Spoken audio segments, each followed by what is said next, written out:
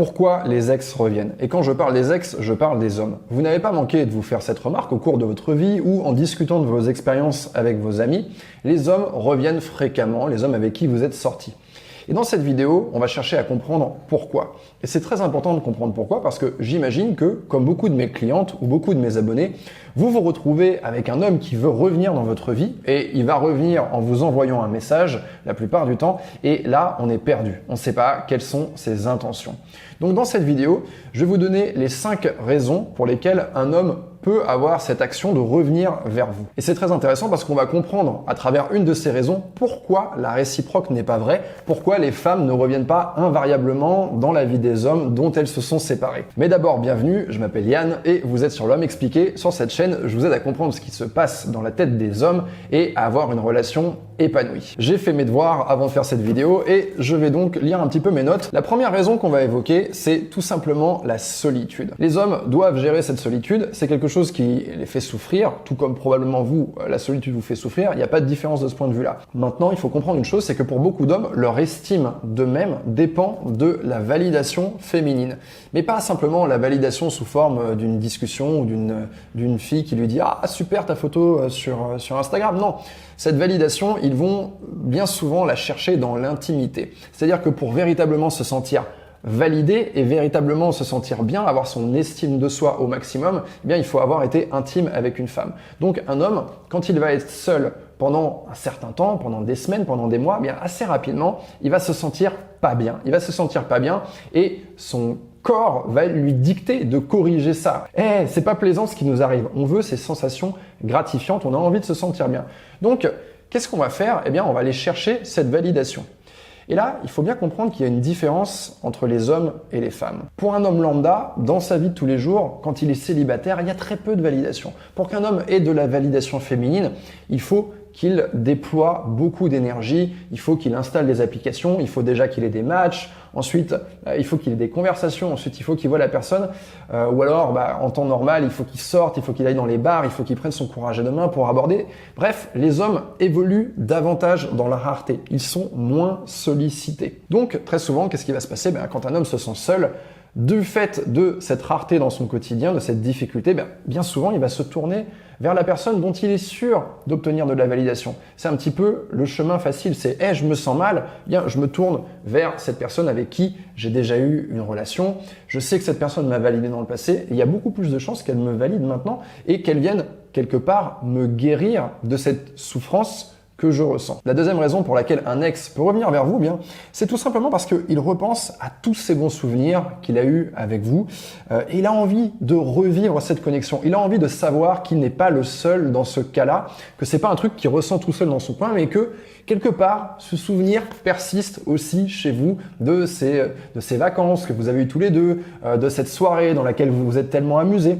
Et donc, c'est cette espèce de sentiment de nostalgie, et d'ailleurs qui est le même sentiment de nostalgie qui vous pousse parfois, je suis sûr que ça vous est déjà arrivé, un soir comme ça, vous repensez à quelqu'un que vous avez connu, qui est sorti de votre vie, et vous allez chercher cette personne sur Facebook, et vous avez envie de lui écrire, vous avez envie de savoir si ça va, vous avez envie de savoir si vous êtes toujours copains, si cette personne elle se rappelle de tout ce que vous avez vécu. Et bien voilà, c'est exactement la même chose. Il a envie de revivre cette expérience et de savoir que vous aussi, d'un autre côté, vous êtes là à la revivre avec lui, parce que sinon, cette expérience ne nous paraît pas totale, elle nous paraît presque comme si elle n'avait pas existé. La troisième raison pour laquelle un ex peut revenir vers vous, c'est qu'il tient à vous et il a envie de savoir que vous êtes OK, que tout va bien.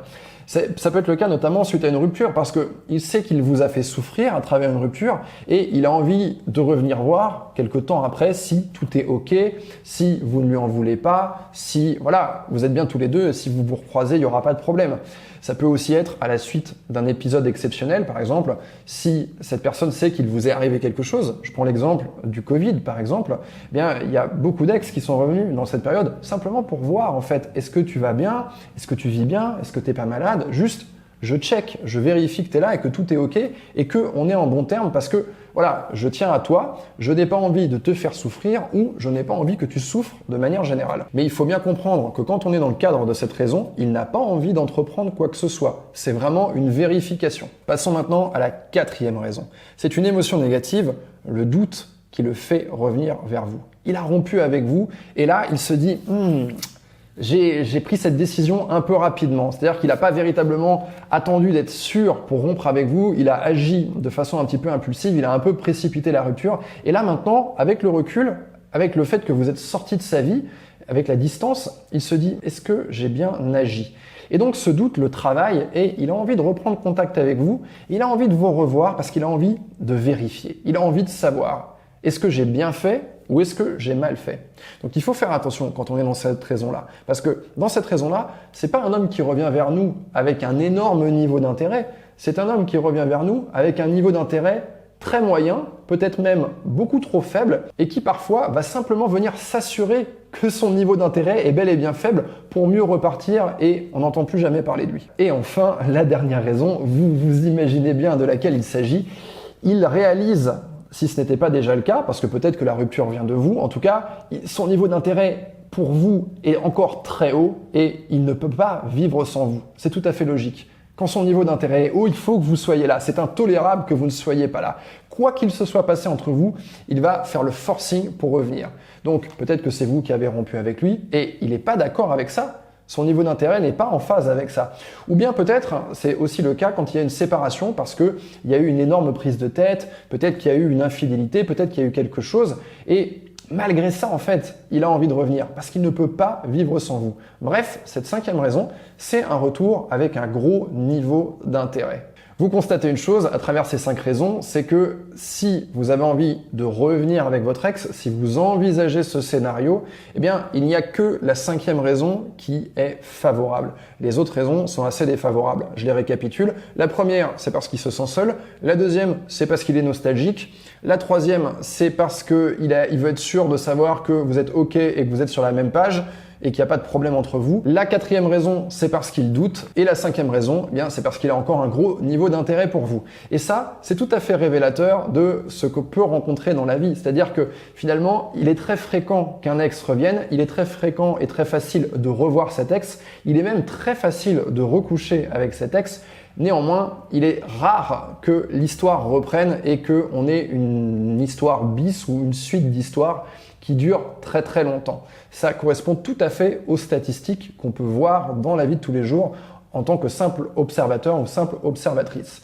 Alors maintenant qu'on a détaillé ces différentes raisons, vous allez me dire, ok Yann, comment je fais pour savoir quelle est la raison?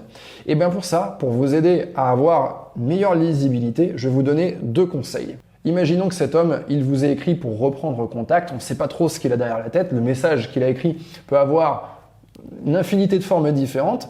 La première chose que vous allez faire, c'est que vous allez différer votre réponse. Pourquoi on veut différer notre réponse? Pour une raison très simple, cet homme, il n'est plus dans votre vie, ce n'est plus votre compagnon, donc il n'a pas la priorité. Il ne doit pas devenir la priorité simplement parce qu'il vous a réécrit et qu'il a eu envie de vous parler comme ça. Il n'a pas accès à ça. Donc ça, c'est une raison. Mais la deuxième chose qui est très intéressante, c'est qu'en différant votre réponse, déjà, vous allez pouvoir éliminer la raison numéro 1. L'homme qui revient parce qu'il se sent seul. Je peux vous dire une chose, quand un homme se sent seul, vous n'allez pas être la seule personne vers qui il va se tourner. Il va déployer de l'énergie dans toutes les directions jusqu'à ce qu'il se sente mieux parce qu'il a une validation féminine. Eh bien, en différant un petit peu votre réponse, en prenant votre temps tout simplement, en n'allant pas trop vite, eh bien, il y a de fortes chances que s'il revenait vers vous pour la raison numéro 1, il ait déjà entre-temps trouvé sa validation quelque part et que tout à coup, finalement, vous sentez une perte de motivation dans sa démarche. Et enfin, il y a une autre raison pour laquelle c'est très intéressant de différer, c'est que vous n'allez pas répondre sous le coup de l'émotion. Je sais comment ça peut être. Parfois, il y a cet ex, on avait véritablement envie que ça continue, on n'avait pas envie que l'histoire se termine. Et là, tout à coup, cette personne nous écrit. À l'instant où on voit l'écran du téléphone s'allumer avec son nom, on devient dingue. On est là, on a le téléphone, on commence à transpirer, notre cœur s'accélère. Eh bien, moi, je vous conseille une chose, c'est de ne pas répondre à ce moment-là, parce que là, vous êtes véritablement sous le coup d'une émotion très forte. Et vous n'allez pas répondre de façon pragmatique. Donc, le mieux, c'est de laisser reposer un petit peu.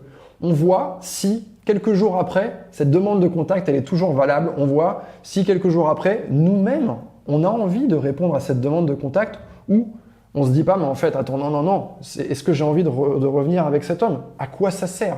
Donc voilà, ça c'est vraiment mon premier conseil, on va différer. Je vais vous donner maintenant un deuxième conseil qui va vous aider à y voir plus clair. Vous avez différé votre réponse, vous avez quand même décidé de discuter avec lui. Déjà, dans un premier temps, la discussion va vous apprendre quelque chose. Typiquement, si c'est la raison numéro 3, s'il a envie de savoir si vous êtes OK, ça va rester au stade de la discussion et vous allez le savoir très vite. D'accord? Maintenant, si c'est pas ça, et si ça commence à parler et que ça sexualise un peu, que ça flirte un peu, ou que il exprime l'envie de vous revoir, tout simplement, vous allez lui demander pourquoi.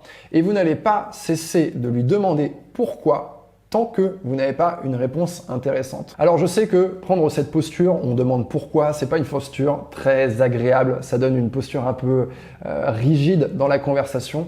Alors que l'autre cherche au contraire à être souple, mais croyez-moi, c'est vraiment quelque chose d'intéressant parce que comprenez une chose, un homme qui revient vers vous parce qu'il a un gros niveau d'intérêt, donc la raison numéro 5, eh bien cet homme-là, il n'a aucun problème à entendre un pourquoi, il n'a aucun problème à exprimer à un moment donné quelle est sa démarche. À l'inverse d'un homme qui veut simplement coucher avec vous, où là, il a tout intérêt à garder une espèce d'écran de fumée, à garder une espèce de flou artistique. Donc, n'ayez pas peur de balancer des pourquoi. Si cet homme a véritablement de l'intérêt pour vous, ça ne va en aucun cas le faire fuir. N'ayez pas peur de le faire fuir.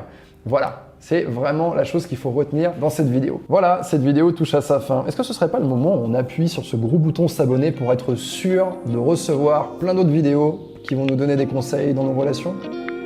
À vous de voir.